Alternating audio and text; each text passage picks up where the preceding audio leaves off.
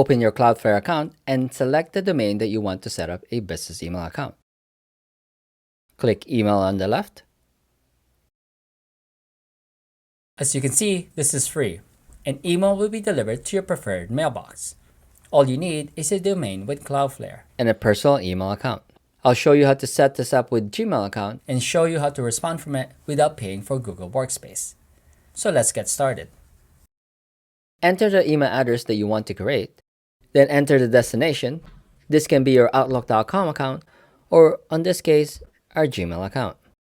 Once you create the email, select the email over here because sometimes it doesn't stay on the field. Then click Create and Continue. To ensure that you have entered the right email address, it sends a verification email to the destination address. So let's open our email. And here's the Verify Email Routing address from Cloudflare. Open it and click Verify Email Address. Great, our email is now verified. Now let's go back to Cloudflare. The status here is now verified, so click Continue. Now we need to add the MX and text records. The MX record is used for receiving email, and the text record is used for forwarding that email to your personal email address. So click Add Records and Enable. This will automatically add those MX and text records. At this point, if we get an email for hello@canadiansoutdoor.com, that will automatically deliver to my personal Gmail account. Now if you want to respond from it, we'll have to set it up on our personal Gmail account. Click your avatar and select Manage your Google account. And then select Security. Then select two-step verification. If you have not created this on your account before, it will say that it's off. You'll then need to enter your phone number to set it up. But if you created this in the past, it will say the date when you did. Either way, you need to click two-step verification. Then scroll all the way in the bottom and select App Passwords. What we'll need to do is create an app password. We'll use it so we can send from the email that we created. Enter Cloudflare on the app name, then click Create. This will then generate an app password. So copy this whole thing, and then let's go back to our Gmail.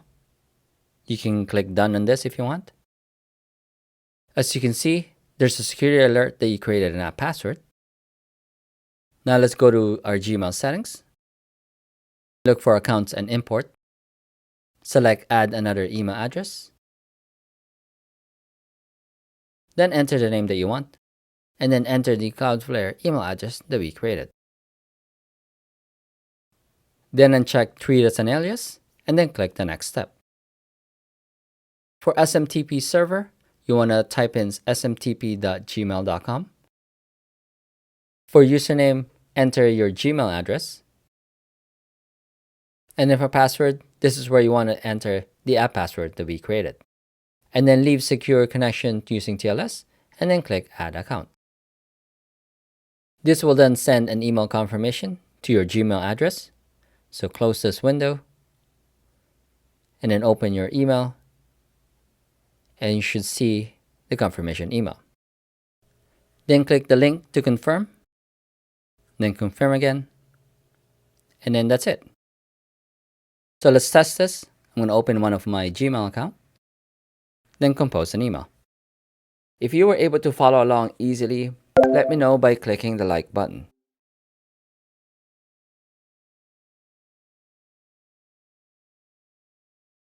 Let's see if that worked.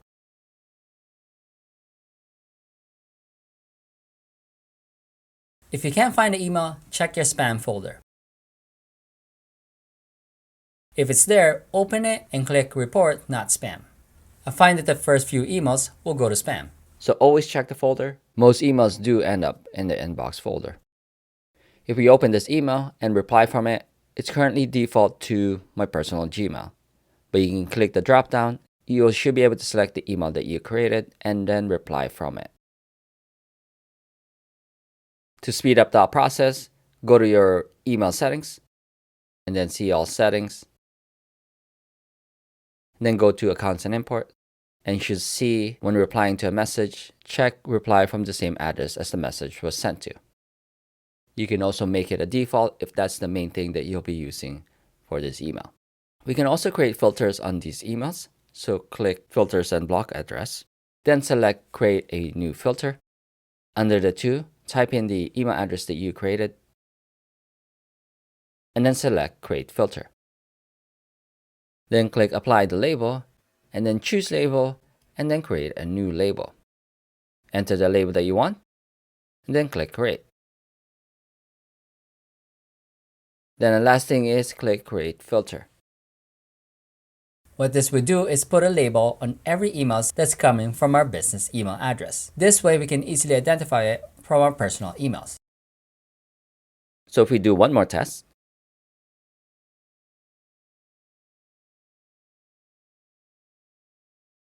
the email should have a label like this. Now, if you want to monitor your emails for your business to ensure all of it are being delivered properly, if you go back to Cloudflare, you'll see the total received and forwarded to your personal emails. If anything was dropped, you'll see it here as well. If you look in the top right, you can review the summary by specific range. If you scroll down on the page, you'll see those emails that came in.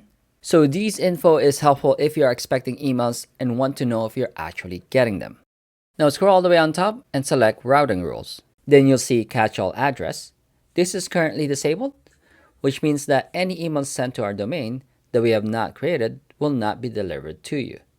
So for example, since we only have hello@canadiansoutdoor.com created, if someone emails help@canadiansoutdoor, you'll never see it and the sender will get a bounce back that the email does not exist. If you enable this, since the action is set to drop, the sender will not get a bounce back and you still would not see those emails, but you'll see it in the overview that a certain emails were dropped. We can also edit the action by clicking Edit. You can change the action so it's delivered to a specific email address. There's also an option to send to a worker, which is Cloudflare's routing rule, which I'm still trying to play around and figure out what it does. In most cases, you don't want to enable this rule, so the senders will get a bounce back. What I would suggest instead is create more email addresses. So click Create Address and then add your new custom address. Or if you want to modify the custom address that you created, you want to click Edit and then change the custom address or change the destination. You'll also see the option to delete this custom address. I'm going to cancel this since I don't need it. If you want that business email address to be sent to multiple destinations, click Destination Address and then click Add Destination Address. From here, you can add another email address, another personal email address that will automatically forward all emails from your business email address. So this is similar to setting up a group email on Google Workspace. Similar to the first email that we created, it will send a verification email to the new destination address. And if you want, you can create 200 addresses. On this page, you can also remove any destination email address that you no longer need.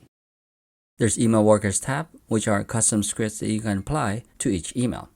I have not played around on this yet, but might be useful in the future. From what I read, you could possibly create auto responses to every email that's coming in. If you decide you no longer need this business email address and you're ready to sign up with Google Workspace account, click Settings, and you'll see your MX and tax records that we added earlier. Then click the three dots and select Disabling. If you want to completely remove the MX records right away, click Disable and Delete, then Delete Records. But if you want to just modify the MX records to Google Workspace, then select Unlock and keep DNS records. Then this is the next video that you want to watch to learn more about Google Workspace.